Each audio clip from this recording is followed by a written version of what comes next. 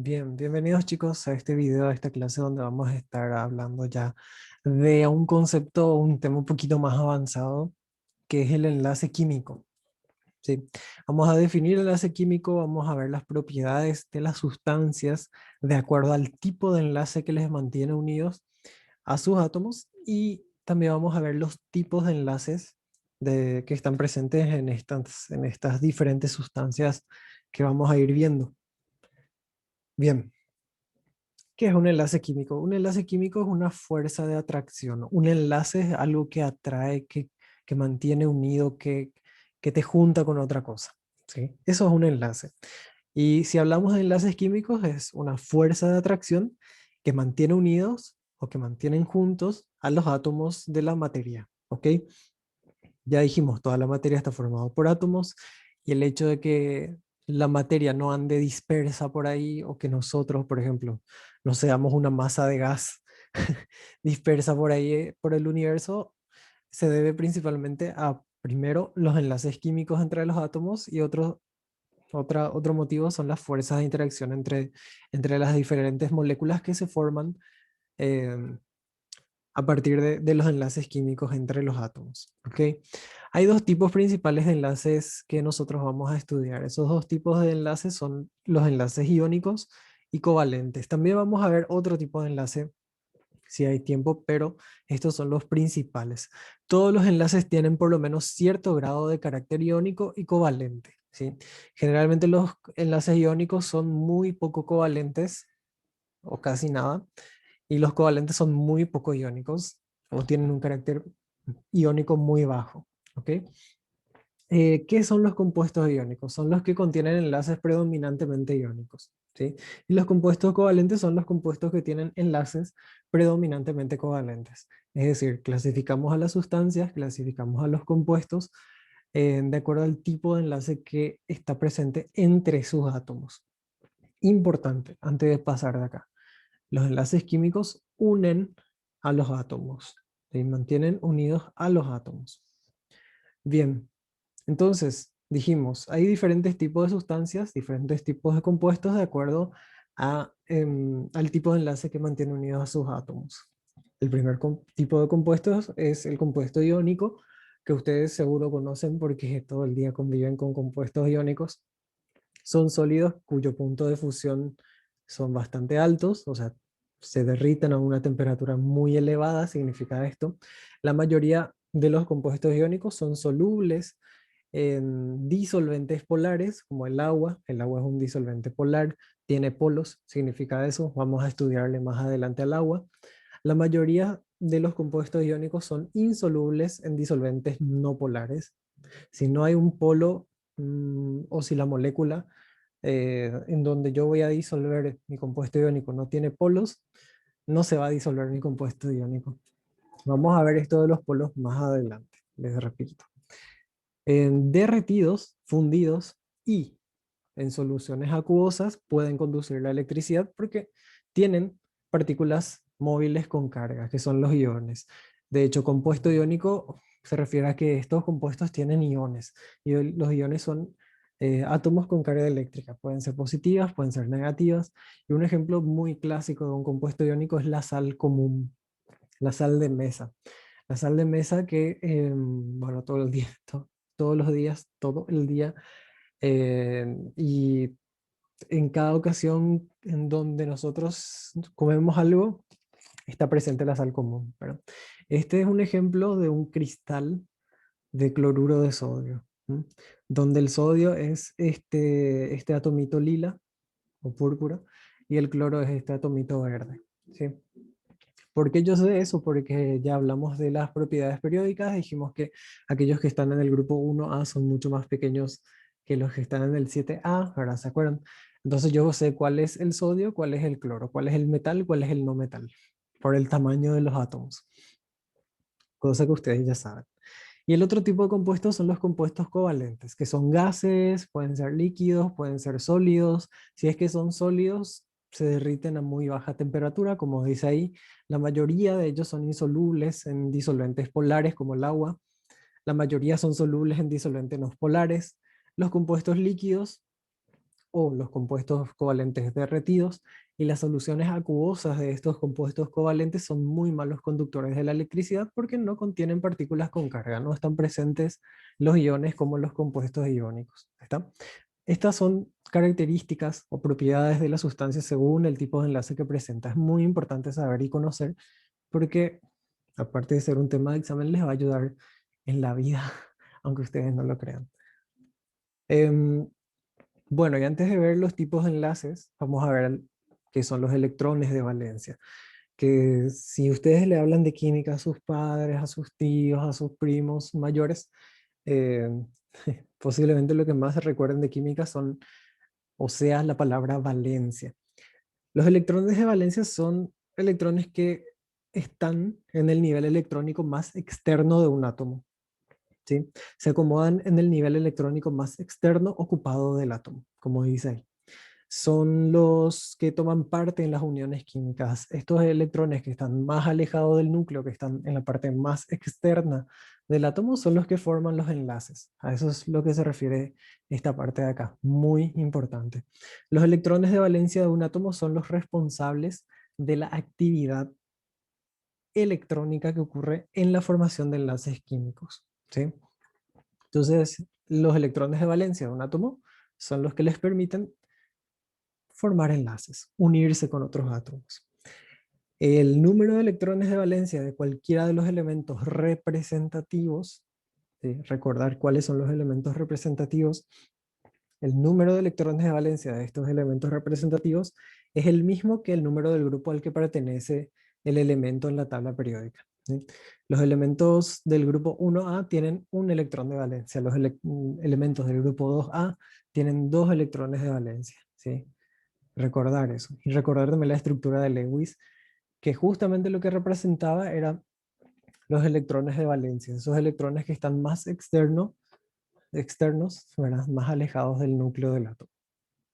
Acá tenemos un cuadrito que resume un poco eh, en forma de estructura de Lewis los electrones de valencia de los elementos representativos.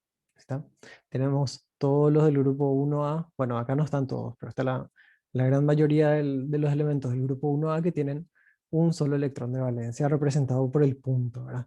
Estas pelotitas que están alrededor del símbolo están representando los electrones de valencia. ¿Ok?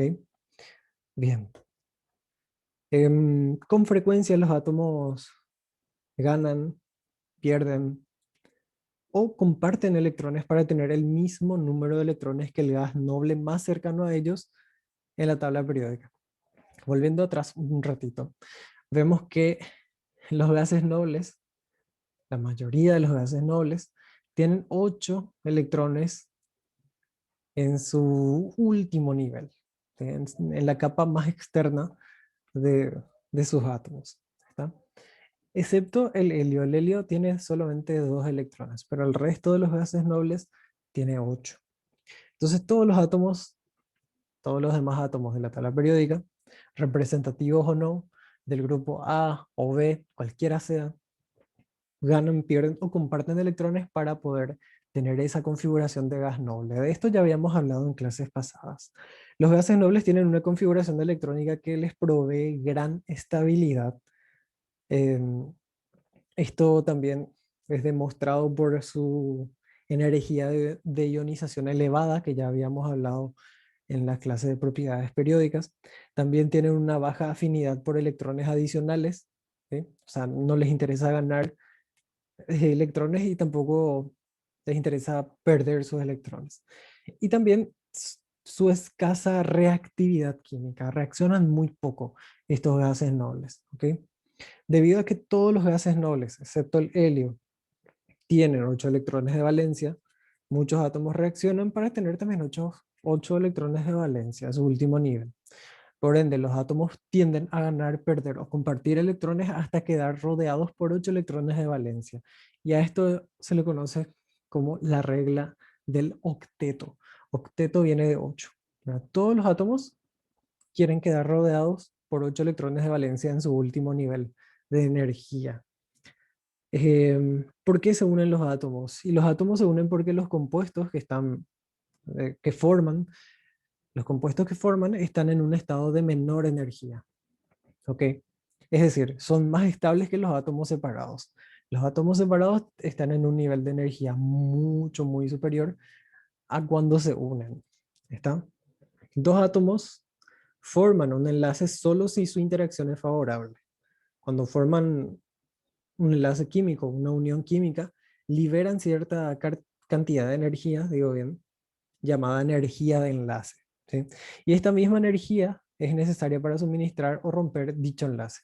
Es decir, al unirse liberan toda esa energía y se mantienen unidos por medio de ese enlace. Si yo quiero romper este enlace, tengo que suministrarle la misma cantidad de energía que ellos liberaron cuando se unieron. ¿Está? Que generalmente es una energía bastante alta, dicho sea de paso. Ok, el primer tipo de enlace que vamos a ver es el enlace iónico. ¿Ok? Em, Como muestra acá la imagen. Quiero que miren un ratito y quiero que analicen qué es lo que está ocurriendo. Vemos la representación caricaturesca de dos átomos, ¿verdad? Vemos que un átomo está sonriente, feliz, y otro átomo está sonriente y feliz también, y le está ofreciendo algo, ¿verdad? Parece un anillo, ¿verdad? Pero esta pelotita blanca, vemos también que hay una acá, otra acá, acá también está, ¿verdad? O sea, no son anillos. La pelota del centro viene a ser el núcleo, ¿sí? Y las pelotitas blanquitas que están alrededor del núcleo son los electrones, o es una representación de los electrones, ¿verdad? Entonces, este átomo le está ofreciendo uno de esos electrones a este otro átomo, ¿verdad? Que está muy feliz y contenta de que va a recibir un electrón del otro átomo. Bueno, y vamos a ver por qué. El enlace iónico se debe a interacciones electrostáticas entre los iones que se forman por la transferencia de uno o más electrones de un átomo o grupo de átomos a otro, ¿sí? Es decir, el enlace iónico es una interacción eléctrica, una interacción entre cargas. Cargas opuestas atraen, cargas iguales o similares de similar signo se repelen, ¿verdad? En este caso, si yo quiero mantener unido dos átomos, tengo que tener cargas opuestas, ¿verdad? Entonces, esas interacciones electrostáticas se deben a que hay átomos que transfieren sus electrones a otros átomos, ¿sí? Y eso forma iones. Y los iones con cargas opuestas se van a mantener unidas. ¿Ok? Y eso más o menos es lo que representa nuestro dibujito acá. Este átomo que tiene sus tres electrones le ofrece un electrón a este otro átomo, ¿verdad? Si él pierde su electrón, se queda con carga positiva. Si esta gana un electrón, se queda con carga negativa, entonces por ende van a quedar atraídos ambos átomos. Se produce con mayor facilidad cuando elementos con baja energía de ionización reaccionan con elementos con alta afinidad electrónica. ¿Okay? Em, Esto es cuando reaccionan metales con no metales, en pocas palabras. Los metales pierden electrones con facilidad, mientras que los no metales tienden a ganar esos electrones por las propiedades periódicas que poseen. ¿Sí? Entonces tenemos un ejemplo del sodio y el cloro. El cloro que tiene 17 electrones y el sodio que tiene 11. ¿Sí? El sodio es un metal, por ende tiene una energía de ionización baja, y el cloro es un no metal, por ende tiene una alta eh, electronegatividad. ¿Vale? Entonces, el cloro va a atraer con mucha fuerza este último electroncito del sodio, va a colocarlo acá. El sodio, como no tiene tanta fuerza para sostener ese electrón, deja ir, ¿verdad? Entonces, ¿qué se forma? Se forma el ion sodio con 10 electrones, perdió un electrón, por ende tiene carga positiva, y el ion cloruro, que es este que está acá, que ganó este electrón que era el sodio, por ende tiene carga negativa. Como tienen cargas opuestas, van a mantenerse unidas por una atracción electrostática, como los imanes. ¿Ok? Lo mismo en este ejemplo, acá con configuración electrónica incluida, ¿verdad? El átomo de litio pierde un electrón para formar el ion litio con carga positiva, que solo contiene dos electrones. esos dos electrones que él tiene, bueno, le confieren una configuración electrónica similar al gas noble más cercano al litio, que es el helio. El helio tiene solo dos electrones. Se dice que el ion litio tiene la estructura electrónica del helio, es decir, este ion de acá es isoelectrónico, digo bien, con el helio. El átomo de flúor, que está acá, gana ese electrón del helio para formar el ion fluoruro. Fíjense que no es coincidencia o no es cualquier cosa el tema de los tamaños. Recuerden que cuando un átomo gana electrones se vuelve más grande y cuando un átomo pierde electrones se vuelve más chico. ¿Sí? Em, entonces, este ion fluoruro contiene ahora 10 electrones, ¿sí? Que es el mismo número de electrones que el gas noble más cercano al flúor, que es el neón. Y el ion fluoruro, por ende, es isoelectrónico con el neón. Los iones litio y flúor se mantienen unidos por una atracción electrostática entre el ion litio cargado positivamente y el ion flúor, digo bien, cargado negativamente.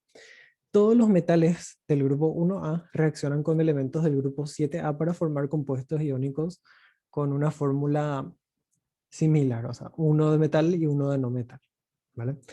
Generalmente los no metales del grupo 7A se simbolizan todos con una X. ¿Sí? Si en química veo una X, generalmente está representando a un halógeno. ¿Sí? Los iones resultantes del metal y del halógeno siempre tienen configuraciones de gases nobles. ¿Está? Ok, lo que nosotros vamos a hacer ahora son estos ejercicios, ¿sí? Vamos a llevar a la pizarra, pero también vamos a ver esta anotación, digamos, ¿verdad? Cositas para tener en cuenta.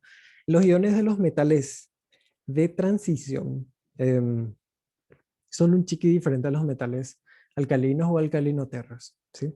La teoría del enlace iónico predice correctamente las cargas que presentan los iones sencillos de los elementos representativos como del grupo 1A y 2A, con base en el concepto de la configuración de un gas noble, ¿verdad?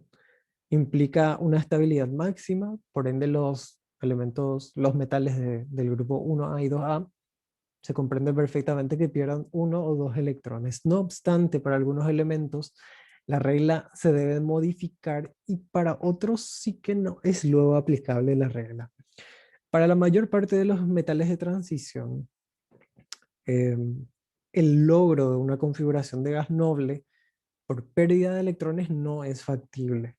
¿Por qué? Porque los elementos de transición, los metales de transición, tienen, por ejemplo, electrones en subniveles D, subniveles F, y tenés ahí 10 electrones, 8 electrones, 9 electrones, y ellos no van a perder todos esos electrones, ¿ok? Porque no, es demasiada energía, demasiado costoso. Entonces, al formar iones, los metales de transición lo que hacen es perder primero los electrones del subnivel S, como dice acá. Primero pierden los electrones del subnivel S.